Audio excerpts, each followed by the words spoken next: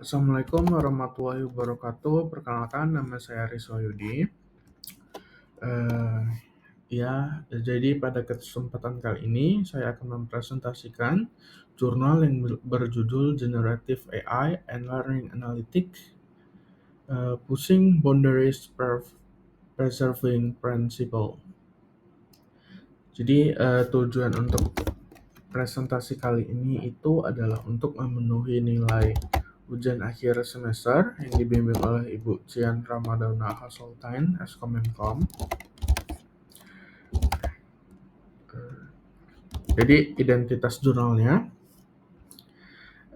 jurnal ini berjudul Generative AI and Learning Analytics, Pushing Boundaries Preserving Principle, yang diterbitkan di Journal of Learning Analytics Volume 12 nomor 1 halaman 1 sampai 11 pada tahun 2025. Jurnal ini ditulis oleh 5 peneliti, yaitu Hasan Khosravi, Anton Sihibani, Jelen Jovavic, Zachary Apardos, dan Lixiang Yan.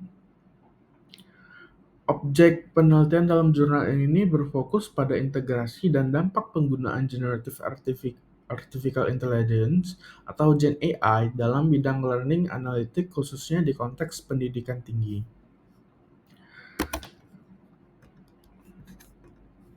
Latar belakangnya, berangkat dari pesatnya penggunaan Generative AI dalam dunia pendidikan, teknologi Gen AI ini memberikan berbagai manfaat seperti meningkatkan efisien pembelajaran, personalisasi konten, dan memberikan umpan balik otomatis kepada siswa.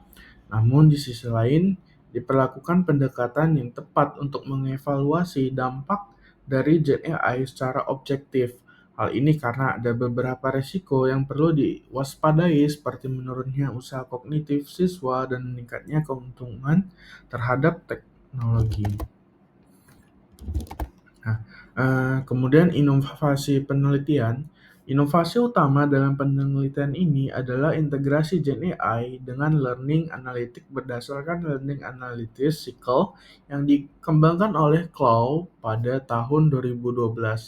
Beberapa inovasi yang dihasilkan meliputi ada pengembangan chatbot Socratic untuk self-regulated learning. Kedua, ada sistem feedback otomatis dan personal yang dapat memberikan umpan balik sesuai kebutuhan individual siswa. Ketiga, ada penilaian kreativitas berbasis AI yang dapat menilai karya atau kreatif siswa. Dan keempat, itu ada analisis perilaku belajar dari data yang dihasilkan oleh Gen AI. Nah, kemudian hasil penelitian. Dari penelitian ini diperoleh bahwa beberapa hasil penting. Yang pertama, Gen AI terbukti dapat meningkatkan efisien dan keterlibatan dalam pembelajaran. Kedua, learning analytics mampu mendeteksi aktivitas belajar siswa secara lebih detail dan mendalam. Ketiga, itu ada Gen AI dapat berperan sebagai mitra dalam proses pembelajaran dan riset. Dan keempat, sistem ini dapat memberikan umpan balik atau feedback yang lebih cepat dan kontekstual kepada siswanya. Nah, kesimpulan dari penelitian ini menekankan bahwa pendekatan berbasis data dapat membantu mengendalikan dampak negatif AI. Gen AI memiliki potensi besar untuk meningkatkan kualitas pendidikan jika digunakan dengan bijak dan tepat sasaran. Yang tidak kalah penting, learning analytics berperan penting dalam menjaga agar proses pembelajaran tetap bermakna dan tidak kehilangan esensi pendidikannya.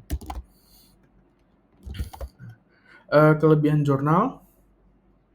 Jurnal ini memiliki beberapa kelebihan yang patut diapresiasi. Pertama, menggunakan pendekatan sistematik dan interdisipliner yang komprehensif.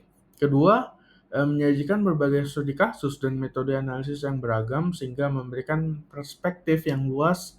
Ketiga, ada fokus pada data dan teknologi terkini dalam pembelajaran yang sangat relevan dalam perkembangan zaman.